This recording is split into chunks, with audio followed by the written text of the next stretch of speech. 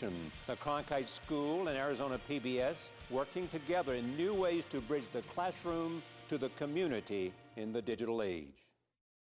Explore new ideas and new worlds here on Arizona PBS, a community service of Arizona State University. Are your ducks in a row? Almost half of Americans do not have a proper estate plan. Estate plans are more than matters of money and inheritance. They can guide your future health decisions and provide special instructions for loved ones in your care. Put your mind at ease by getting your ducks in a row today.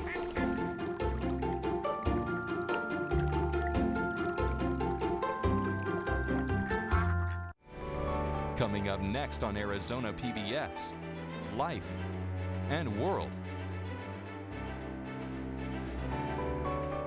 I'm an urban gardener. I'm a PhD student in criminology law and society. I have an expertise in construction history. I also happen to be a swing dancer. Oh, and I'm a source. And I really like being a source. Great journalism requires great sources, and we want you to be one of them.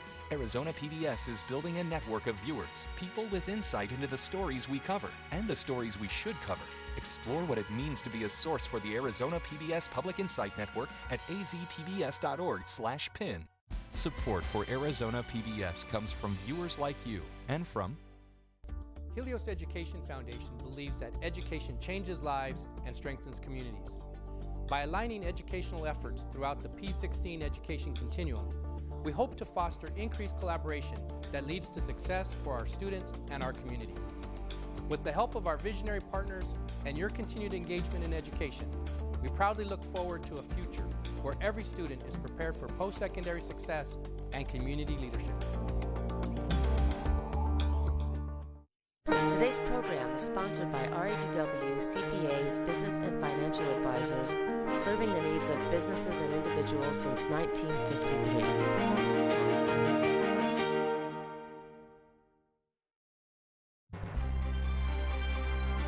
From the Cronkite Studios in downtown Phoenix, this is Cronkite News. Go Donald, we're here for you. Hundreds of Trump supporters gather in Tempe as the presidential nominee's son headlines another rally. Plus, what Sheriff Joe Arpaio's lawyers are now asking of the federal court following his official contempt of court charge. And a simple homemade necklace means so much for terminally ill patients. But Beads of Courage needs your help so they can continue encouraging these children. Cronkite News starts now. Good evening and welcome to Cronkite News on Arizona PBS. I'm Danielle Kernkamp. And I'm Veronica Acosta. Thanks for joining us. One of Donald Trump's biggest supporters was back in the Valley this afternoon. Donald Trump Jr. spoke to a crowd of about 500 at ASU's main campus in Tempe. Alexa Stukrath is live with the details from attendees. Alexa? Donald Trump Jr. only spoke to the crowd here for about 10 minutes, but what he said really did seem to resonate with those who were here. But you know why he did this? Because he loves this country. He loves the American dream. He loves what that stands for, and he wants to make sure that all Americans, of all ethnicities, all backgrounds, have the same opportunity that he had. The crowd chanted several times, "Drain the swamp and lock her up," during the speech. Donald Trump Jr. touched on big government and our economy. He also bashed Hillary Clinton for not doing enough to create jobs. I talked to several people before the rally who are concerned about employment. You know, jobs. We need jobs in this country. I think young people in the workforce, because that's his audience, and I'm sure a lot of them are going to be wondering, what their future is going to be like, especially with the next term of presidency coming up, so I believe that's important. Donald Jr. also announced that his father is not yet done here in Arizona. His campaign is currently scouting locations for yet another rally in Phoenix for this Saturday. Live in Tempe, Alexa Stukrath, Cronkite News. Sheriff Joe Arpaio spoke just before Trump Jr. at the rally, in his first public appearance since he was officially charged for criminal contempt of court. Arpaio strongly supports Trump, but also appeared to criticize how the nominee is handling the media during his campaign. My daughter went to ASU many years ago. She took a great degree called journalism. She teaches me everything I want to know. I'm going to try to get Donald Trump to learn some lessons from her. An update on his contempt of court case. Arpaio's lawyers want U.S. District Judge Murray Snow to recuse himself from all future proceedings.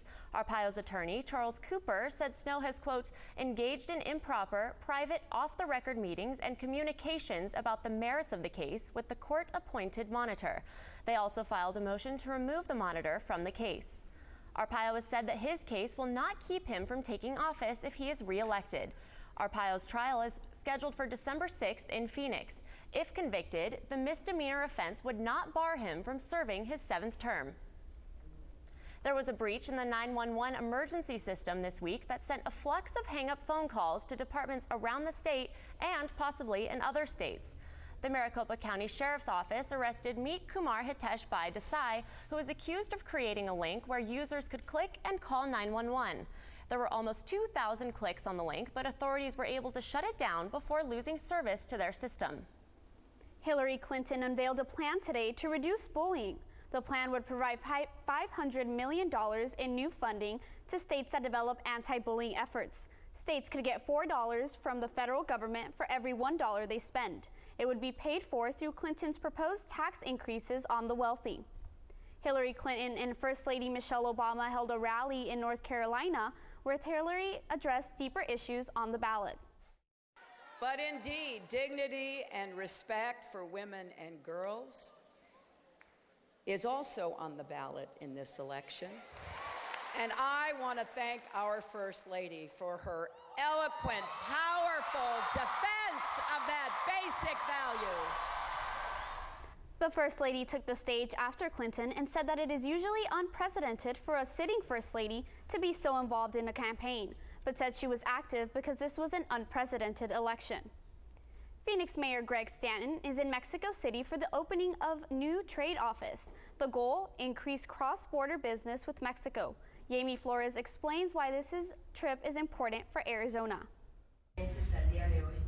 The mayor and the Phoenix delegation met with Mexican Senator Gabriela Cuevas, chair of the Senate Foreign Relations Committee. Mayor Stanton is traveling with a delegation of about 30 business leaders. The mayor sent us this comment from Mexico City. But as leader of Phoenix, along with the business community, our message is we're moving forward with this relationship. Our exporting to Mexico is increasing faster than any other community in the United States of America. That's a very positive thing for the people of Phoenix. Mexico is Arizona's largest trading partner. Last year, Arizona exported more than $9 billion to Mexico. That's just a tiny fraction of what other border states like Texas and California sell to Mexico. The new trade office in Mexico City will help link businesses here in Phoenix with new opportunities in Mexico. The top exports for Arizona now are electronic and computer products, as well as agricultural goods. In Phoenix, Jamie Flores, Cronkite News. This year's Senate race is not even over, but one politician is already looking to the race in 2018. Kelly Ward announced that she aims to take on Senator Jeff Flake during his re-election bid. Ward announced on her radio show that she is, quote, going to take on the establishment once again. Political experts said a 2018 race would be an uphill battle for Ward, and Flake's office said the senator will be prepared for capable challengers in both the primary and general election. Latino turnout has been low in past elections, but a new poll found a majority of the registered voters surveyed plan to cast ballots for president. The poll just released by the National Council of La Raza, or NCLR, surveyed 2,000 Latino registered voters between October 7th through the 19th. The margin of error is plus or minus 3%. With early voting underway in Arizona, the NCLR poll shows a majority of Latino registered voters are likely to cast a ballot. 88% of registered voters said they definitely will vote, 10% said they probably will vote, and 2% told pollsters they definitely will not vote. And the poll also asked about presidential preferences. 70% of Latinos say they will vote for Clinton, 17% prefer Trump, 7% are undecided, and 5% plan to vote for someone else. Latino groups in Arizona are among those who work to register more young voters. Millennials make up nearly half of the registered Latino voters eligible to cast ballots this election. And 74% of Latino millennial voters polled said that a candidate's plan to combat student debt will be a major influence in determining who they support. Yesenia Beltran, Cronkite News. Netflix and social media have been integrated in the younger generation. So much so, it can be hard to get kids to pick up a book outside of school. Coming up on Cronkite News, a program that gets kids to hit the books even when they're not at school. Plus, science is full of new frontiers, but how do Arizona schools fare in teaching it? New details from a national education report. I think I finally found my hallelujah. I've been waiting for this moment all my life now. All my dreams are coming true, yeah. I've been waiting for this moment. It's good to be alive right about now.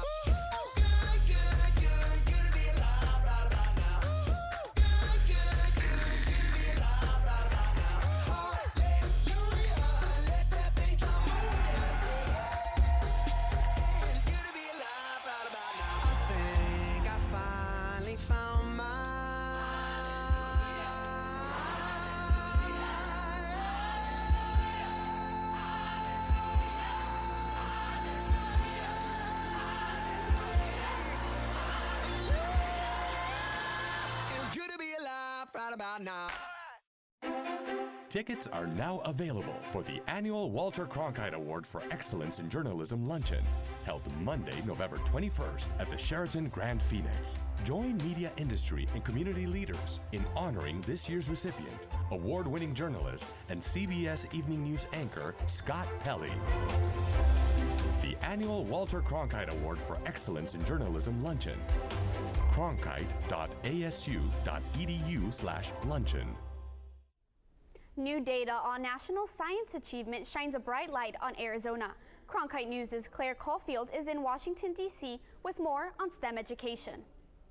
I'm here with a space toilet at the Smithsonian because one of the most asked questions by kids is, how do astronauts go to the bathroom in space? It's this kind of natural curiosity that science teachers are trying to foster with more hands-on learning. The National Assessment of Education Progress released its science report card today, and researchers cited engaged learning as a reason science test scores are rocketing up around the nation. The report had especially good news for Arizona. The state's fourth grade science scores increased more than any other state from 2009 to 2015, and eighth grade scores increased as well. Arizona is also a leader in closing the gap between white and Hispanic students. But it wasn't all good news. Despite large gains, Arizona is still below the national average on all scores, and nationally, 12th grade scores haven't risen at all since 2009. We especially have to look at the high school level courses and ask ourselves, how are we nurturing that interest, and how do we rethink the way we're providing education?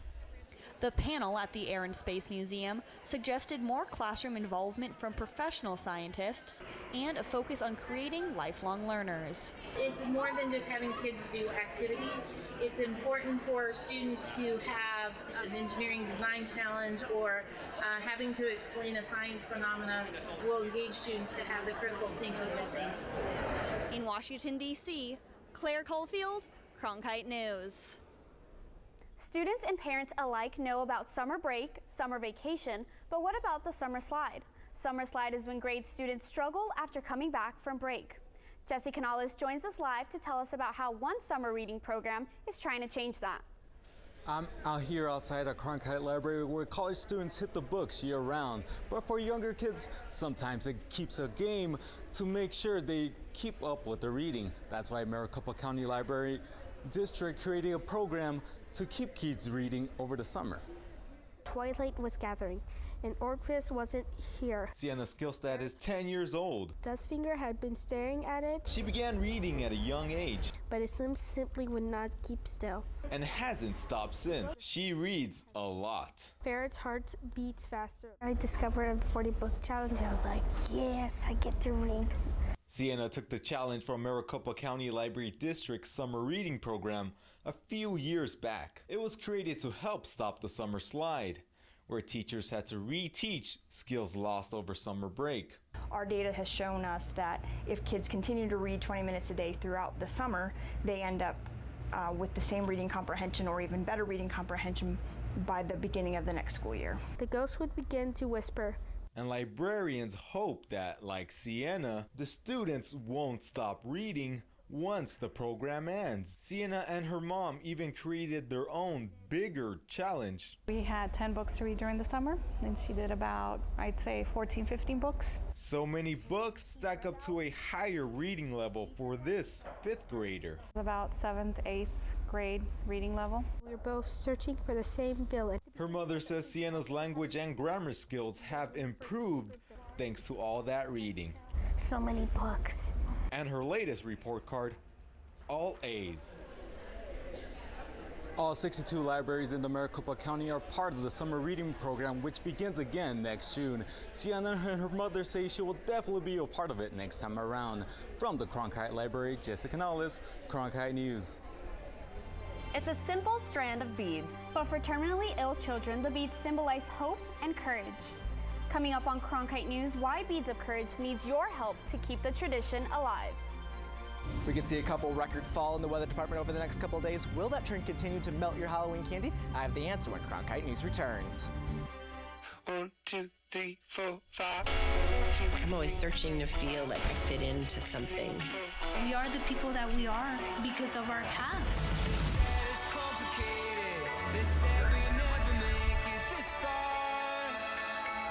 I'm just one of many who stopped being silent.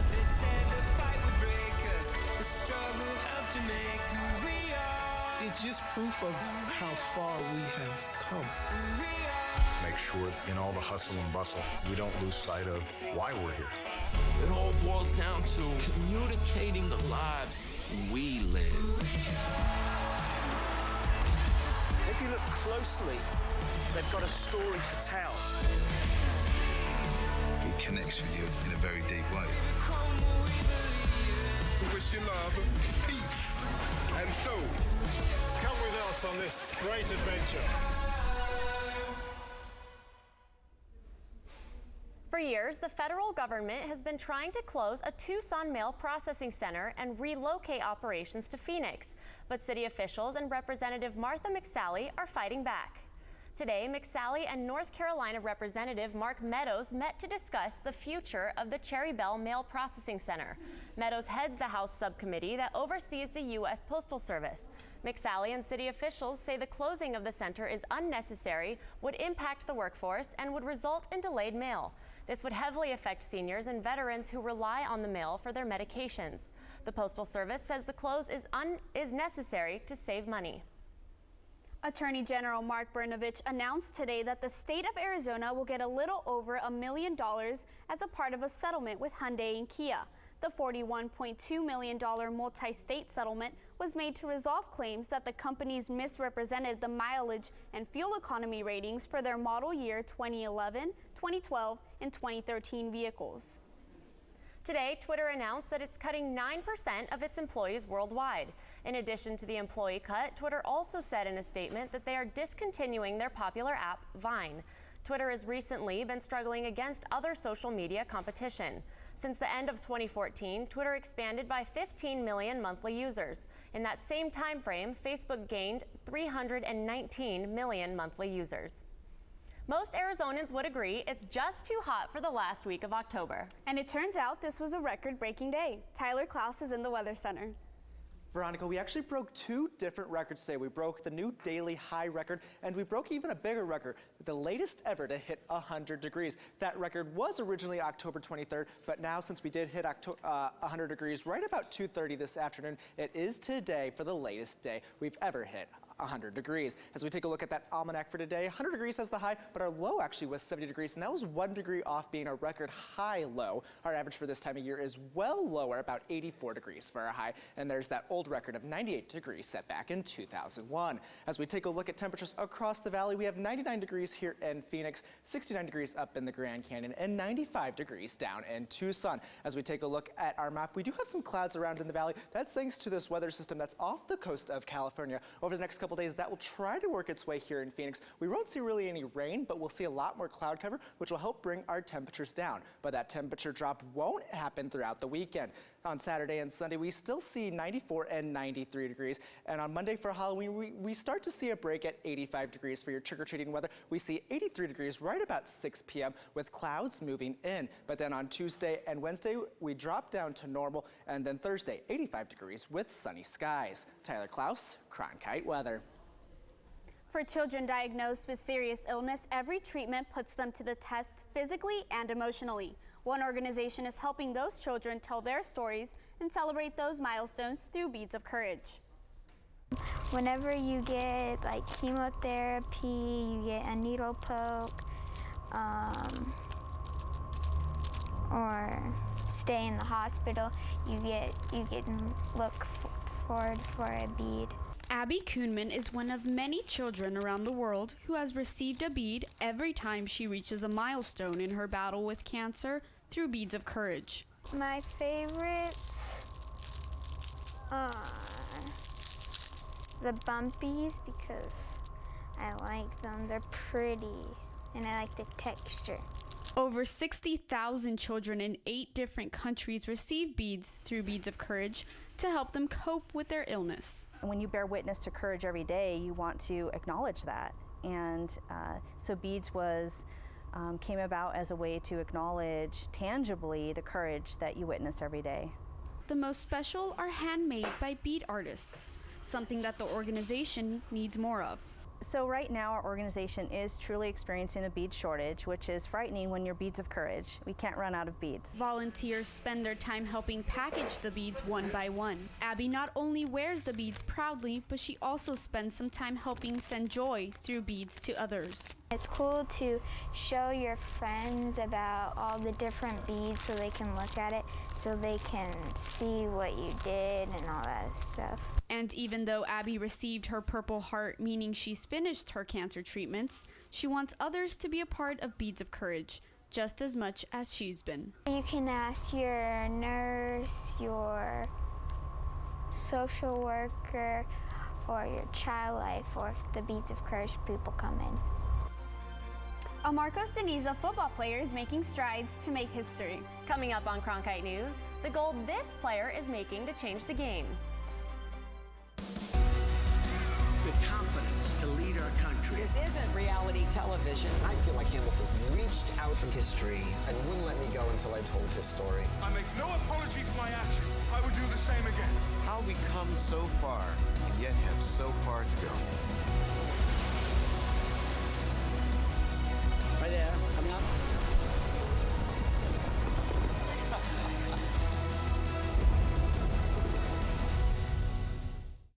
In 1920s Melbourne, careful with the hand luggage. My pistol's in there somewhere and it may still be loaded. Phryne Fisher is a detective. Things could get interesting around here. Thought they already were. Who isn't afraid to live a little. I hope you're not concealing a dangerous weapon under that skirt. I'm concealing a lot of things. Why do you think you can just run off on your own? Because I'm carrying a gun. The irresistible series, Miss Fisher's Murder Mysteries. Saturday night at 10 on Arizona PBS.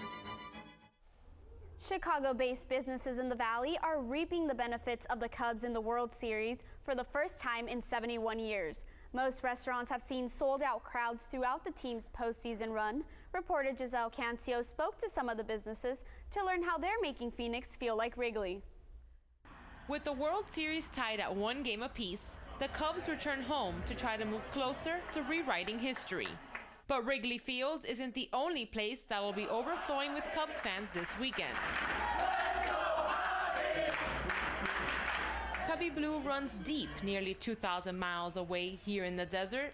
Not surprising, considering Arizona was the top out-of-state relocation destination for Chicagoans from 2009 to 2013, according to Crane's Chicago Business. Even when there's no baseball going on, people are coming in their jerseys just because they want us to know they're from Chicago. And at Half Moon Windy City Sports Grill in Phoenix, it goes beyond fans just meeting up to watch America's pastime.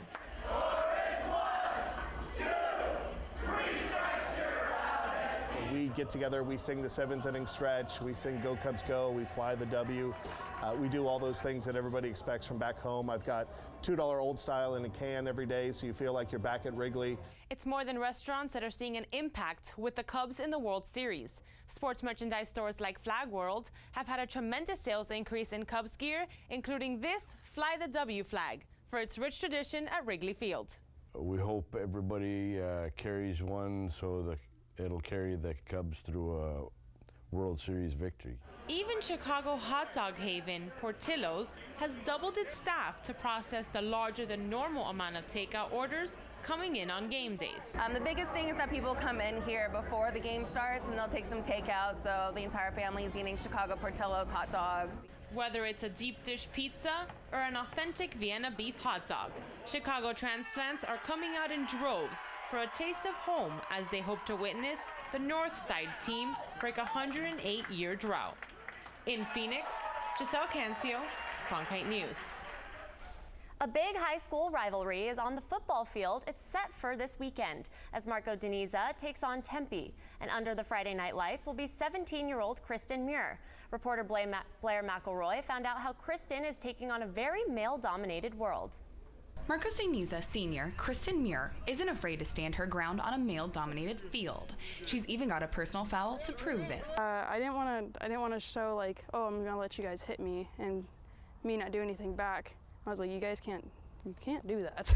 The 17-year-old is the place kicker for the Marcos Deniza varsity football team. She is one of 5 female varsity football players in the state of Arizona. Muir made history last year, becoming the first girl in Arizona to play in a state championship football game. She finished the season with a total of 67 points and a 92% accuracy rate. First, it was kind of hard for people to like take in, and they thought I was just out there just to be cute and stuff, or like to get the guys' numbers, which I could do that off the field. During halftime at the Marcos Deniza versus Cactus Shadows game, Muir traded in her helmet for a crown when she was named Homecoming Queen. Muir's love for the game extends way beyond her 2 seasons of playing. Dad Jeremy Muir, who is an assistant coach at Marcos Deniza, began coaching when she was just a child. She was 4. She started out as a water girl, so she's always been around it. I used to blow the whistle all the time with the guys, and they would hate it. Coach Muir has learned to balance being a coach while also being a dad at home. When she first decided that she wanted to come out saying, you know, you're not going to get any special treatment, you're not going to get the job just because you're my kid, you got to earn it, and you've got to make them respect you. So, with graduation at the end of the school year, what's next for Kristen? According to Dad, it'll be whatever she goes after. Once she sets her mind to something, she's all in. I'm hardworking, and I'll keep going for what I want to do. I won't let anybody like push me down or anything, because I'll show them that I can do it, and I'll get right back up. So far this season, she scored 39 points in 9 games. In Tempe, Blair McElroy, Cronkite News. If kicking doesn't work out, Kristen says she plans on becoming an athletic or personal trainer. Cronkite News is proud to be the news division of Arizona PBS. Here's what's coming up on Arizona Horizon and PBS NewsHour. On the next Arizona Horizon, we'll hear from the Maricopa County Recorder on a variety of election issues, and then Secretary of State Michelle Reagan will address those same issues from the state level. It's the next Arizona Horizon. I'm Judy Woodruff. On the next NewsHour, we examine where things stand in key battleground states with less than 2 weeks before the election. That's Thursday on the PBS NewsHour. That's it for Cronkite News tonight. Thanks for joining us. For top Arizona stories anytime, go to cronkitenews.azpbs.org.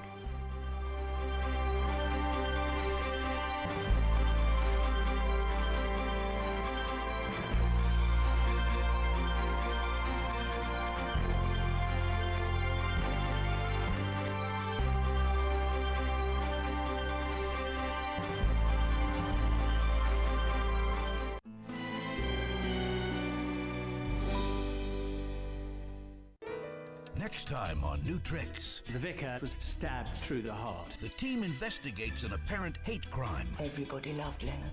Well, not everybody. With Sasha in recovery, Steve and Danny have a new boss. What more do you want? What is he, a temp? And Fiona gives Danny a challenge. Did you meet my parents? I'm afraid I don't like your manner. Danny! Danny! New Tricks. Tonight at 9 on Arizona PBS. Explore new ideas and new worlds here on Arizona PBS, a community service of Arizona State University.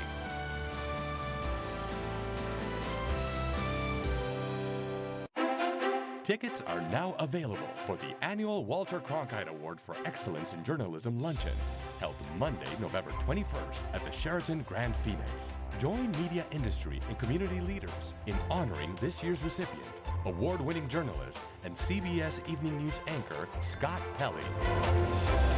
The annual Walter Cronkite Award for Excellence in Journalism Luncheon. cronkite.asu.edu/luncheon. Coming up next on Arizona PBS, life and world